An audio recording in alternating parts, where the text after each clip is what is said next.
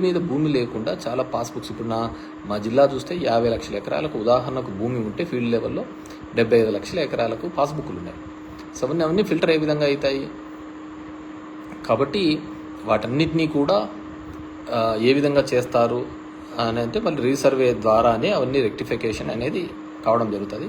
Legal disputes అన్నీ పోవాలి అంటే కానీ దానిలకు కూడా తప్పు పట్టడం జరిగింది.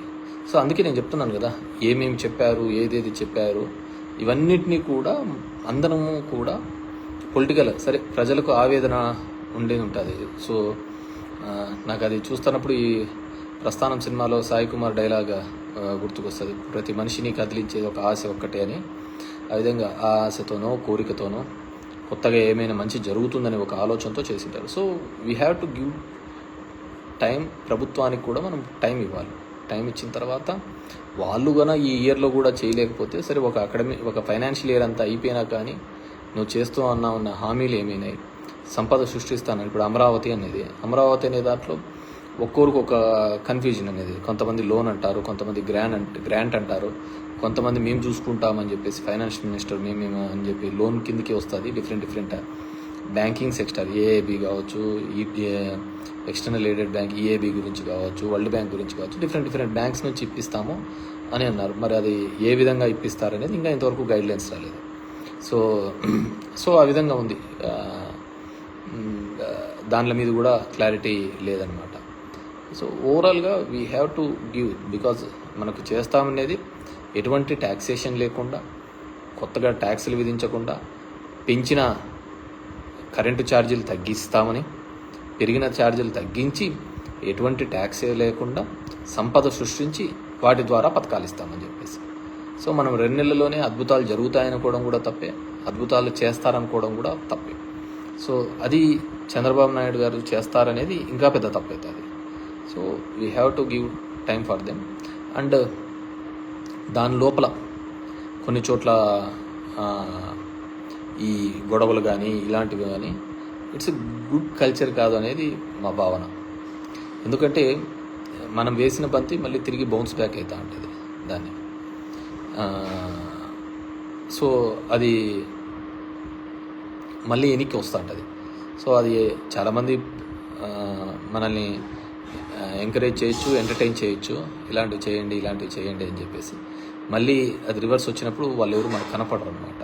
సో అవన్నీ కూడా మనం జాగ్రత్తగా, మన మాట తీరు, ఇదన్నీ కూడా జాగ్రత్తగా ఉంటే మనకి కూడా బాగా పీస్ఫుల్గా ఉంటుంది అనమాట. సో అంటే బేసిక్గా నేనేంటంటే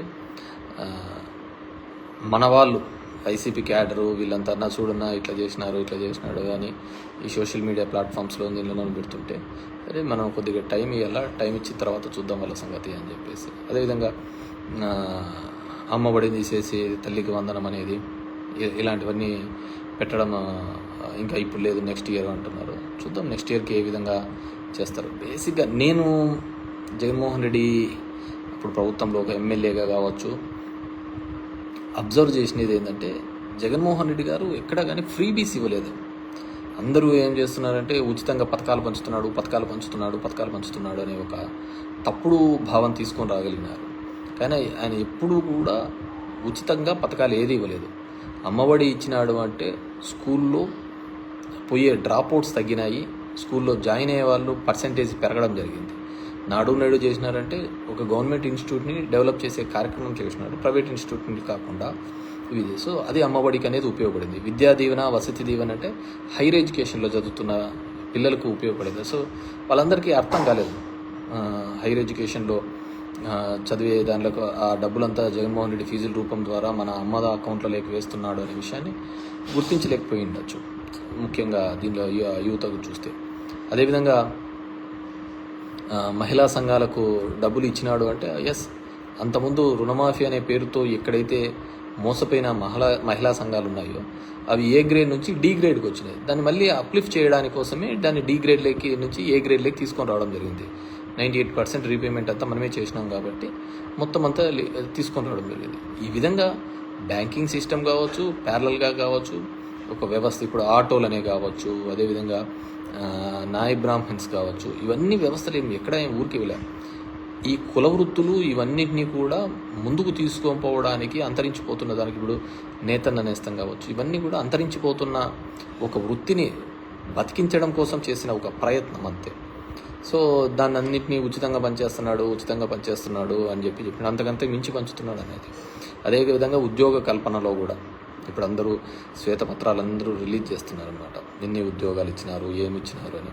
అది వాళ్ళ టెన్యూర్లో 14 to 19 ఎన్ని ఇచ్చినారని చెప్పినా కూడా బాగుండేది అనమాట. ఇప్పుడైతే ఒక ప్యారలల్ వ్యవస్థ, అది జగన్మోహన్ రెడ్డి ఉన్నా లేకున్నా, అది ఇంకొక 100 సంవత్సరాలైనా కానీ ఆ సచివాలయ వ్యవస్థ, ఆ సచివాలయాలు అనేది జగన్మోహన్ రెడ్డి గారు ఏర్పాటు చేసినది, అవి జీవితకాలం ఉండే సిస్టమ్. సో దానిలో ఏ విధంగా సబ్సిక్వెంట్ గవర్నమెంట్స్ వాడుకుంటాయి లేదు అనేది వాళ్ళ ఇష్టం. సో అది we have to check. So ఇలా వివిధ కారణాల వల్ల అన్నీ ఉన్నాయి. అండ్ ముఖ్యంగా ఓట్స్కి సంబంధించి 49 లక్షల ఓట్లు కేవలం మన ఏపీలో ఆ ఫిగర్ మ్యాచ్ కాలేదు పార్లమెంట్ ఎలక్షన్స్లో అనేది కొన్ని సంస్థలు చేసుకున్న వాటి ద్వారా రావడం జరిగింది. 79 సీట్లు దేశవ్యాప్తంగా ఈ విధంగా అవకతవకలు జరిగినాయని కూడా జరగడం జరిగింది అన్నమాట. సో దాని మీద పూర్తిగా కూడా ఒక ఎంక్వైరీ జరగడమో లేకుంటే ఇంకో పద్ధతి ద్వారా వస్తేనే తప్ప వాటిని మనము కరెక్ట్గా చెప్పలేము. ఎవరో చెప్తున్నారు ప్రజలు ఆశపడి మోసపోయినారట. మనిషిని బతికిచ్చేదే ఆశ. సో ఆ ఆశ పడ్డంలో తప్పు లేదు. అది నెరవేరుస్తారా లేదా అనేది తర్వాత ఇట్స్ వాళ్ళ ఇదన్నమాట. We have to see. పాపం ముఖ్యంగా రాయలసీమ ప్రాంతంలో అయితే వర్షాలు లేక రైతులు ఇబ్బంది పడుతున్నారు, పనులు లేక ఇబ్బంది పడుతున్నారు. చాలా ఇబ్బందికరమైన పరిస్థితులు ఉంది. ఎందుకంటే కొన్ని గ్రామాలలో తాగునీళ్ళకు కూడా ఇబ్బంది కలిగే, ఎందుకంటే వాటర్ టేబుల్ పడిపోతుంది, వాటర్ టేబుల్ బాగా డౌన్ఫాల్ అవుతుంది. We have to see. Pawan Kalyan గారికి ఇప్పుడు తీసుకున్నారు Panchayati Raj ministry. It is challenging. ఆయన కూడా నేను విన్నాను, ఇక్కడ బ్లీచింగ్ పౌడర్ ఇది లేదు, నీళ్ళకు ఇది లేదు అని చెప్పేసి కూడా వినడం జరిగింది. సో జగన్మోహన్ రెడ్డి గారు ఇట్లా ఎప్పుడు కారణాలు చెప్పలేదు. ఎందుకంటే 100 కోట్లు కేవలం 2019లో దిగిపోయేటప్పుడు టైం పెట్టినా కానీ బడ్జెట్లో డబ్బులు లేవు, ఇవి లేవు అని చెప్పలేదు. తన వంతుగా తన చేయాల్సినది కొన్ని రిఫార్మ్స్ తీసుకొని రావడం జరిగింది. ఇప్పుడు మెడికల్ కాలేజ్ కావచ్చు, పోర్ట్స్ కావచ్చు, హాస్పిటల్స్ కావచ్చు, స్కూల్ ఎడ్యుకేషన్ కావచ్చు, కొన్ని రిఫార్మ్స్. నేను కూడా అన్ని రిఫార్మ్స్ అంత త్వరగా జనంలోకి ఇంజెక్ట్ చేయడం కూడా తప్పే నేను అనుకుంటున్నాను. వీ హ్యావ్ టు ఆ ఫ్లోలో పోతుండాలి. జనాలకి ఏది అనుకుంటారో దాని ఫ్లోలో పోతుండాలి. కానీ వాళ్ళని కొత్తగా మనం నేర్పించాలనే ఒక ప్రయత్నం చేస్తా అంటేనే పెద్ద తప్పు. దానికి బేసిక్ పెద్ద ఉదాహరణ నేనే అనమాట. నాది లైవ్ ఎగ్జాంపుల్.